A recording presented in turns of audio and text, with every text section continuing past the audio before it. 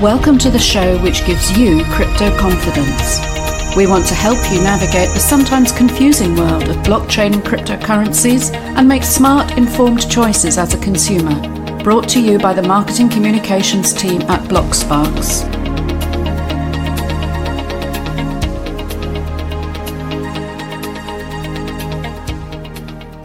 I apologise in advance if this week's podcast gets a little bit ranty. I promise I won't use any bad words.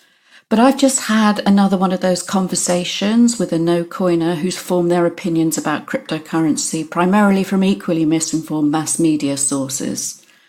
These conversations will probably be familiar to a lot of people. Can you guess which one it was? No, it wasn't the "it isn't backed by anything" one. It wasn't even the drug dealers and scams one. It was what I think of as number 3, the one about energy use. Because depending on which tabloid headline you read, cryptocurrency mining is, of course, single-handedly responsible for global warming, the melting of the polar ice caps, impeding the search for alien life forms, and even slowing down time itself. Yep, we'll put links to all of that in the show notes so you can check it out. This has been published and in print. In the UK media particularly, it's popular to measure things in our own quaint set of dimensional units based on parts of the British Isles itself. For example, area is generally stated in terms of multiples of the country of Wales for some reason. Other European countries are occasionally allowed to substitute in this system, at least they are for now, which might make some sense when trying to grasp the physical dimensions of one thing as opposed to another. But I came across an article, admittedly about a year old now, from Alex Hern in The Guardian, which stated that Bitcoin mining consumes more electricity per year than does the country of Ireland. Now, I felt that this was a spectacularly meaningless comparison, an unhelpful one, for various reasons, and this data has been contested in any case. But it reminded me of those questions on the back of hula hoop packets, asking you to work out how many it would take to reach the moon or the top of the Eiffel Tower or something. But I think it came about as a reflection of the general failure to grasp what Bitcoin actually is and how to compare it like with like for things which are fundamentally untangible in the first place.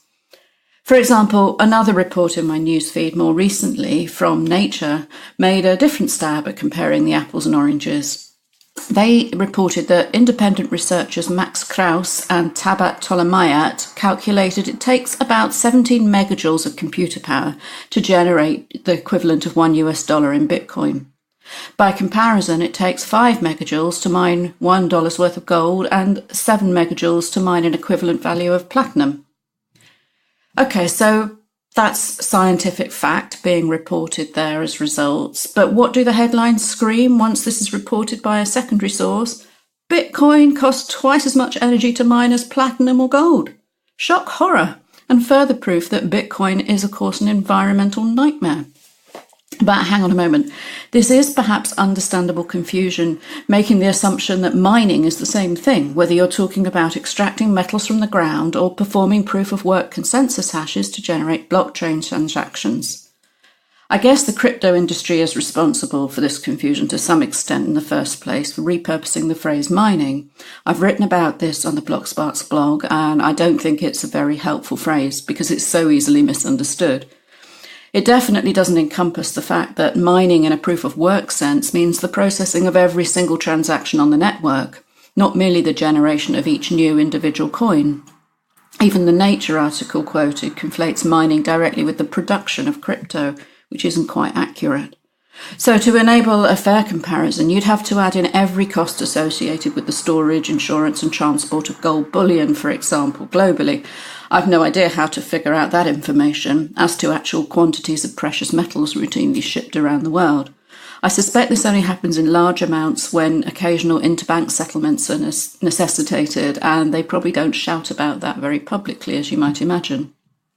To move even small amounts of something so heavy and valuable as gold is really costly because gold, just like Bitcoin, is hard money.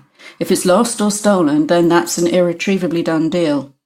Most national post carriers won't touch it, and amounts over $1,000 are pretty much uninsurable, so you're talking about expensive specialist services like Brinksmat. If anyone has the time and the energy to do the research on the global cost of all of this, then I'd love to know the outcome, and we can check it against the previously quoted sources. For now, I'm just sick of this being one more bogus reason to beat up on crypto. And I speak as a reasonably environmentally aware consumer of the world's resources with a conscience informed by a wide range of factors from the planet to the various species who share it. My most activist time on the environmental front was back when I was a student, and coincidentally I also recall from that time studying physics to an advanced level. I certainly don't remember all the facts I crammed at that time, but the principle that energy can be neither created nor destroyed is a fundamental one which I didn't even have to Google just now to check up on. Of course, energy can be made much less useful by its dispersal or dissipation, but it doesn't get used up in the sense of a changeable resource. So when we use energy to mine cryptocurrencies, we're simply converting energy from one form into another. In other words, the Bitcoin itself becomes the store of the energy as its store of value. And once it's in that form, that energy can be moved frictionlessly around the world to where it's most needed within a few minutes. So can you see now why this might be perceived as threatening by some vested interests? For example, the greatest growth in cryptocurrency mining in 2018 has been in Iceland, which benefits from a combination of completely renewable geothermal energy and an environment naturally conducive to the cooling required by large cryptocurrency mining operations. It doesn't have a large population to benefit from this, however, so by creating bitcoins to move that energy to another part of the world, dirtier sources of creating those bitcoins can be avoided, that is fossil fuels. Or in Western China, where there's a lack of ultra-high voltage power lines, vast hydroelectric plants can only be located where natural circumstances of mountains and rivers make them viable. The energy comes from that potential of the water being high up and gravity pulling it down. But without UHV lines, a lot of energy gets lost through friction and resistance during the transition process itself of moving that energy from where the dams and mountains are to the densely populated cities a great distance away. Indeed, Bitcoin mining might be one of the only suitable consumers of that hydro energy because it's often produced in excess due to natural fluctuations in supply and demand. So Bitcoin mining might be the only thing to use it up, and the equivalent value of that energy can then be transmitted completely frictionlessly to where it's needed. There's lots of restrictions on it being transmitted to the cities of China in the east, but anywhere in the world it can be sent so long as there's an internet connection. So we need to think about proof-of-work cryptocurrency mining as a revolutionary way to think about storing and moving energy instead of wasting it or using it up. It truly is a revolution, and as a species we've been through energy revolutions before, according to the Czech-Canadian energy scientist Václav Smil. The first of these was the discovery of how to harness the sun's thermal energy to burn wood and plants and other animals, and the second was the transition to farming, which allowed us to store the sun's energy in food crops for a longer time, and then use basic tools and machinery to minimise the human labour and move beyond the hunter-gatherer phase of human development. Then came the Industrial Revolution, which was fueled by the discovery of fossil fuels below the Earth's surface, oil, coal and gas, which we could, at increasing cost, extract to burn up and pollute the thin margin that we have to live in. We're now on the threshold, finally, of the renewable energy age, which must be fully implemented within a scant couple of generations before the Earth's resources are totally depleted. Or we move on to different planets and start trashing them for their non-renewables, of course. Now, revolutions require upheaval, but generally have an inevitability about them.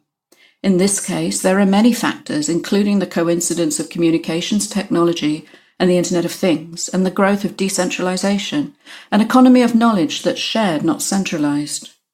This shift towards a zero marginal cost of some goods and services in a digital economy means that people can produce and share things almost for free, and that is a revolutionary change in the aggregate efficiency in the economy. Aggregate efficiency in economic terms, stay with me here because this is vital to understanding the revolutionary bit. It's the ratio of useful to potential physical work that can be extracted from materials, or a way to measure how good you are at making things with the least amount of energy. The resources you use to create a new product as a proportion of the energy contained within it. And it's shockingly low in our material world. Japan is the most efficient economy around, with around 20% aggregate efficiency, and the US hasn't got above 14% in decades. So that means 86% of the energy used to create products in the US doesn't end up in the product at all. So it's estimated that the combination of renewables with the Internet of Things could push aggregate efficiency as high as 40%, and not a moment too soon based on the state of the planet. And when we create the store of value itself digitally, the gains become even more transformative. Economist and Bitcoin enthusiast Ter de Meester has compared the transition from fiat to cryptocurrency in the 21st century to the 19th century transition from whale oil fueling all the lights in the world to the infinitely cheaper kerosene oil, which was far easier to extract with no whaling necessary, and which led, of course, to the next transition to petroleum. Now, I don't want to come off as naive and idealistic, and whilst the actual carbon footprint of Bitcoin mining is doubtless far lower than the estimates typically misquoted, there are collateral costs to the whole enterprise. For example, the Bitcoin mining monster Bitmain has just started selling a new generation of its market-leading Antminer ASICs, which are far more efficient and productive. So, in order to remain competitive, mining centres are going to have to upgrade everything and will therefore be disposing of an estimated 4 million units of e-waste, comprised of perfectly functional mining chips which are now simply too inefficient to run. E-waste has a depressingly low level of recycling uptake anywhere in the world. But this competitive nature is what fundamentally underpins the proof-of-work consensus mechanism, which is all about aligning incentives to keep Bitcoin functioning without human intervention. For example, there's a widespread misunderstanding that the mining process gets harder as more bitcoins are produced, but that's incorrect. The network is designed to automatically recalibrate and adjust the difficulty of the mining to ensure that one new block is written every 10 minutes, regardless of the amount of computing power on the network. It's a bit like the Uber surge charge. When Bitcoin's value is high, more miners are tempted on to compete, and the cost of each block's mining goes up accordingly, because the block reward is worth more to each miner. When the price drops, people drop off the network, the algorithm adjusts, and the difficulty drops. Nobody can interfere with this now. It has a life of its own, and nothing short of a globally coordinated regulatory effort, which is pretty unlikely, could change this mechanism now. As Zuck would say, it's complicated. And whenever you read a new headline like Bitcoin mining uses up more energy than the whole of the sun, or some other such provocative nonsense, it's really important to dig into the always complicated blend of physics and economics being used to make their point, and question the motives of the publisher. Incumbent institutions will generally do whatever they can to stave off a revolution, because revolutions always cost big time. All you can do is stay smart, stay curious, and question assumptions. Follow the money. Whose money supply is under the most threat by a new store of energy and value which can be moved around the world in a heartbeat? Then it's often easy to see why misinformation is allowed to persist and get perpetuated. We hope you enjoyed this talk, which got a little bit deep down in some weeds, but we'll put links and references in the show notes in case you want to dig deeper still. Just keep questioning, keep curious, and keep enjoying growing your crypto confidence.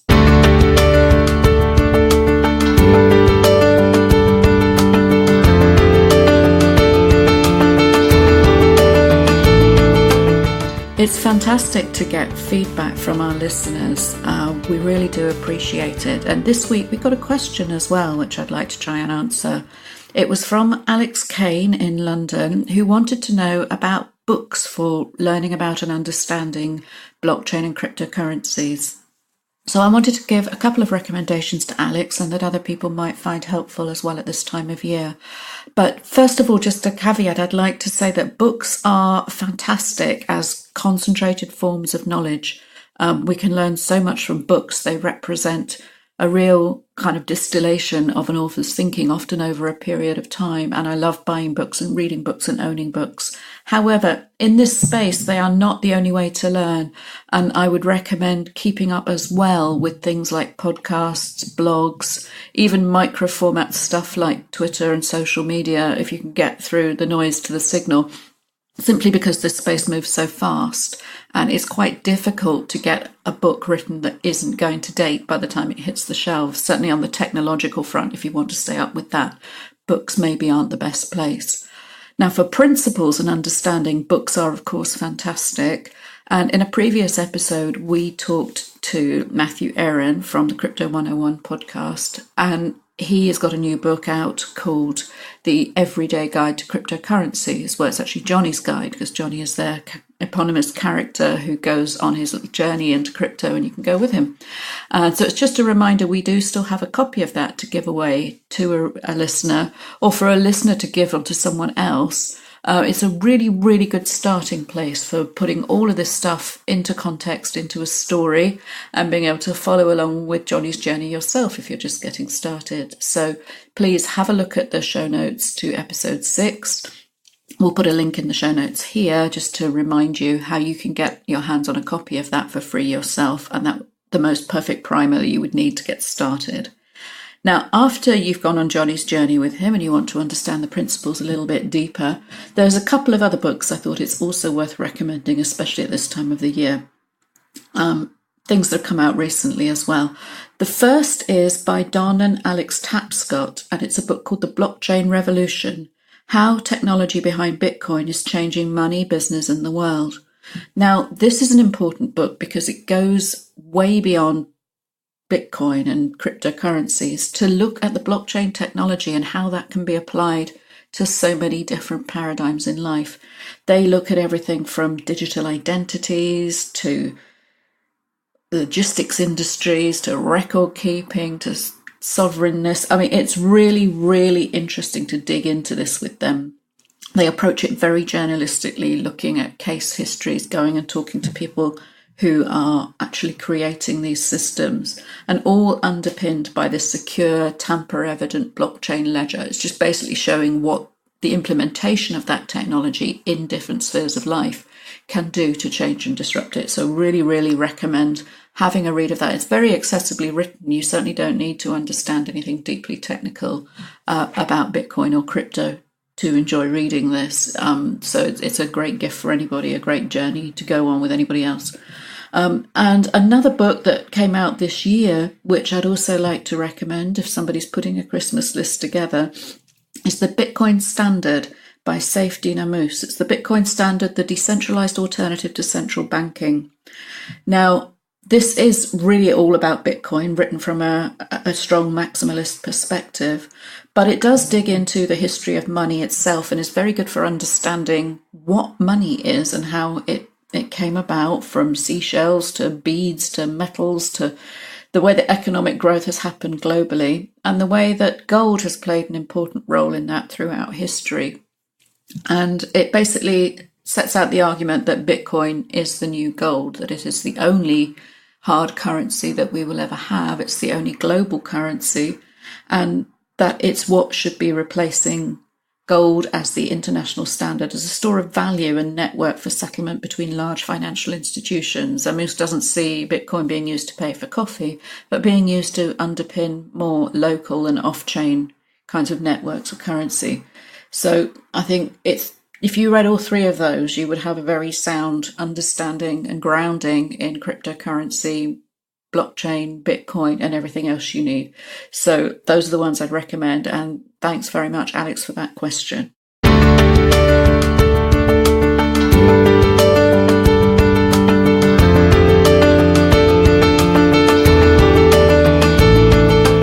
E is for Ethereum.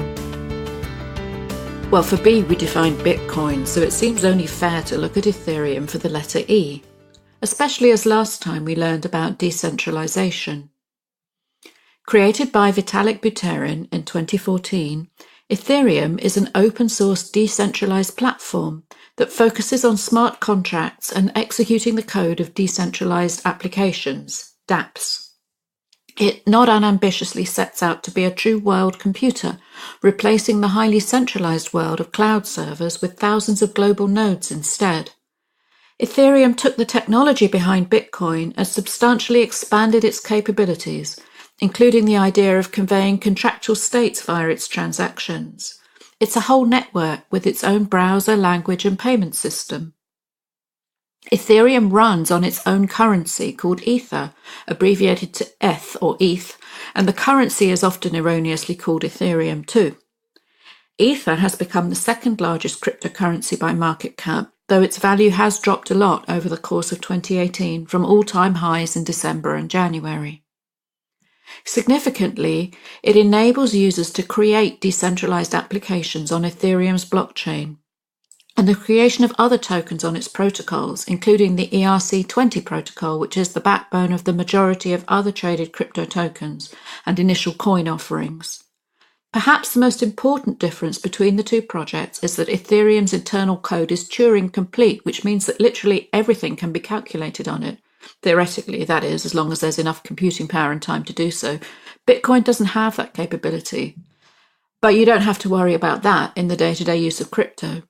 Just be aware that whilst they are the number 1 and 2 coins respectively, in terms of the code and indeed the intentions behind the entire project, Bitcoin and Ether are completely different. However, as traded coins, they behave similarly, and out of all the crypto assets show the least volatility and significant correlation between the two.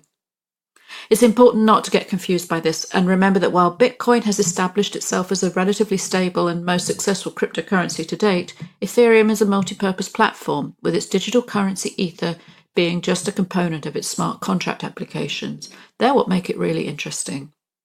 So no question, E is for Ethereum, and it's also for Ether and the Ethereum virtual machine. Remember, you only need to understand what you need and want to understand, and you don't need to be able to program a smart contract or an ERC20 token in order to use or spend ETH. You can buy it on pretty much every exchange, including the 2 linked in the show notes, but this is not financial advice. E is for Ethereum.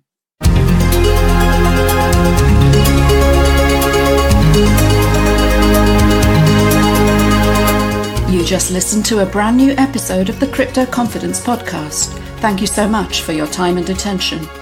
If you enjoy what you're hearing, please do take the time to like, subscribe and review us wherever you go to get your podcasts. And you can connect with us at CryptoConfPod on Twitter and in many other ways. Do check out the show notes for full details about how to get in touch. Meanwhile, please remember that nothing in this podcast or our related social media, nor indeed anything else published by Blocksparks OU at any location, is intended as financial, investment or trading advice. Everything we share represents our personal opinions for your information, education and entertainment only.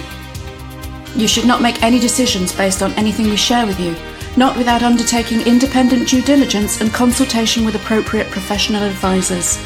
Crypto Confidence is all about being smart and informed and making the right choices for you. See you in 2 weeks.